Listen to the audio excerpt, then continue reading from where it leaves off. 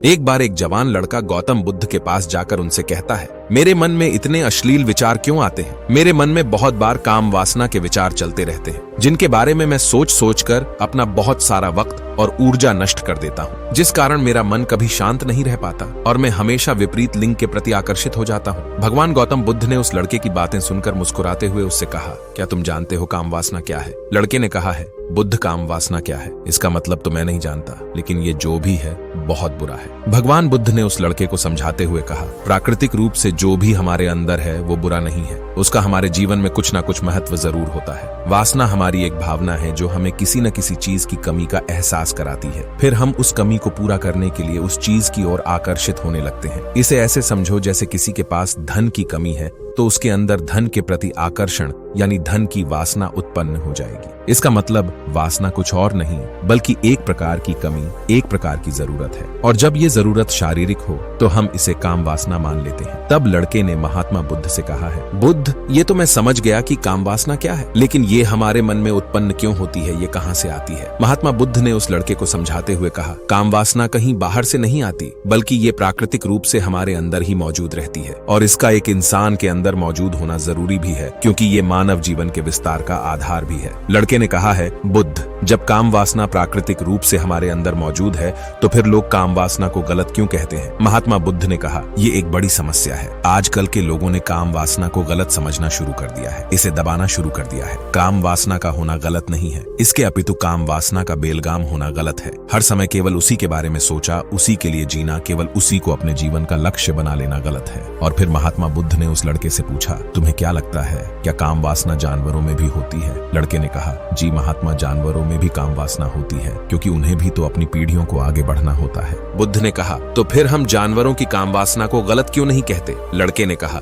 पता नहीं बुद्ध, आप ही बताएं। बुद्ध ने कहा, उनकी वासना को इसलिए गलत नहीं कहा जाता क्योंकि वो अपनी काम वासना का उपयोग सिर्फ अपनी संतान की उत्पत्ति के लिए करते हैं। वो इसका उपयोग ना तो खुशी के लिए करते हैं और ना ही सुख भोगने के लिए। परमात्मा ने जानवरों को इतनी सोचने समझने की शक्ति नहीं दी है कि वह अपनी काम वासना का उपयोग खुशी और आनंद के लिए कर सके, जबकि हम इंसान अपनी सोचने समझने की ताकत से प्रकृति में पाए जाने वाली हर सुख और आनंद के लिए उपयोग करने का प्रयास करते हैं। और इंसानों ने काम वासना के साथ भी ऐसा ही किया है, इसे अपने आनंद और भोग का आधार बना लिया है। प्रकृति ने जिस काम वासना को मानव जाति का अस्तित्व बनाए रखने के लिए हमारे अंदर डाला था, और मानव ने उसे अपने परम आनंद का लक्ष्य बना लिया है, और इंसानी काम वासना का बेलगाम होना ही उसका गलत कारण है। लड़के ने महात्मा बुद्ध से कहा, लेकिन हम पर हावी होती क्यों है? इसका बेलगाम होने का क्या कारण है? बुद्ध ने कहा, काम वासना बेलगाम होने के 4 बड़े कारण हैं। सबसे पहले, हमारे जीवन में किसी बड़े उद्देश्य का ना होना। बुद्ध ने उस लड़के से कहा, जब तुम किसी काम में व्यस्त रहते हो, क्या तब भी तुम्हारे दिमाग में अश्लील विचार आते हैं? लड़के ने कहा, नहीं बुद्ध, जब मैं किसी काम में बहुत व्यस्त रहता हूँ तब मेरे मन में अश्लील विचार नहीं आते। तब बुद्ध ने कहा, हमारा दिमाग एक बार में एक ही विषय पर सोच सकता है, इसलिए जब हमारा दिमाग किसी और विषय पर सोच रहा हो तब हमारे दिमाग में अश्लील विचार आ ही नहीं सकते। अगर हमारे पास अपने जीवन में कोई बड़ा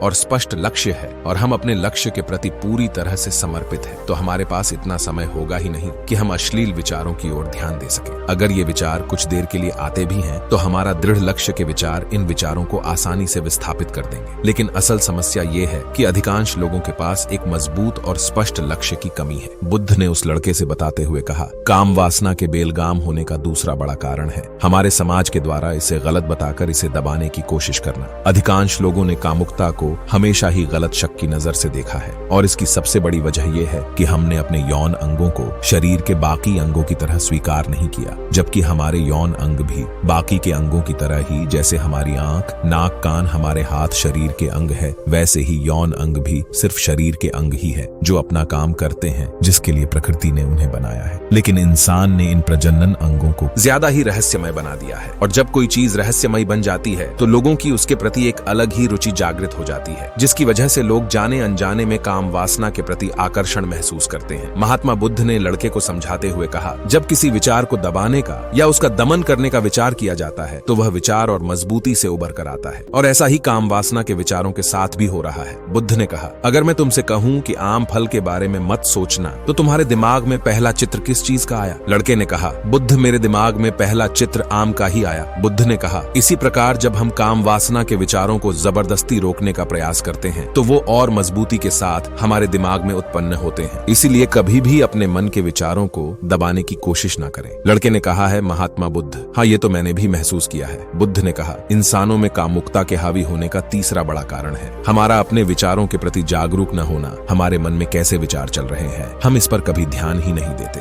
हमारे मन में उठे विचारों को लेकर एक अनोखी बात यह है कि जब हम किसी एक चीज के बारे में विचार करते हैं तो हमारा मन उसी के बारे में और अधिक विचार उत्पन्न करने लगता है और फिर ऐसे ही हमारे मन में एक एक करके विचारों की पूरी श्रृंखला बन जाती है जिसमें हम उलझ कर रह जाते हैं। ठीक ऐसा ही होता है अश्लील विचारों के साथ। हमने एक बार किसी को देखकर अपने मन में एक अश्लील विचारों को पैदा किया, उसके बाद हमारा मन अपने आप अश्लील विचारों की एक पूरी श्रृंखला बना देता है जिसके बारे में सोच सोच कर हम अपना बहुत सारा समय और ऊर्जा बर्बाद कर देते हैं। इसलिए पूरी जागरूकता के साथ अपने अंदर उठने वाले विचारों पर ध्यान देना जरूरी है। बुद्ध ने आगे कहा, अश्लील विचारों के हावी होने का चौथा बड़ा कारण है बुरी सोच और अश्लील विचारों की बातें करने वाले लोगों की संगत में रहना। कई बार ऐसा होता है कि कामुकता हमारे अंदर नहीं होती, लेकिन कुछ अश्लील विचारों की संगति वालों के साथ रहने से ये हमारे अंदर हावी हो जाती है। लड़के ने कहा, हाँ बुद्ध, यह बात तो मैंने कई बार महसूस की है। बुद्ध ने कहा, इसलिए बुरे विचारों और अश्लील बातें करने वालों से दूर रहना चाहिए। इसके बाद लड़की ने कहा है, बुद्ध, ये तो समझ में आ गया कि कामुकता हावी कैसे होती है, लेकिन इसे हावी होने से कैसे रोक सकते हैं? बुद्ध ने कहा, सबसे पहले तो तुम ये समझो कि काम वासना की ऊर्जा को रोका नहीं जा सकता। इस ऊर्जा को सिर्फ रूपांतरित किया जा सकता है और उसे दो तरह से रूपांतरित कर सकते हैं। पहले है ध्यान और दूसरा है प्रेम। जब हम सच्चे प्रेम में होते हैं तो हमारे अंदर कामुकता की ऊर्जा हमारी खुशी और हमारे आनंद में परिवर्तित हो जाती है। लेकिन आजकल के मनुष्य शारीरिक आकर्षण को ही प्रेम मानते हैं, जो कि सिर्फ ऊर्जा को बर्बाद करता है, रूपांतरण नहीं। काम वासना की ऊर्जा को शरीर के अंदर ही रूपांतरण करने का सबसे सफल तरीका है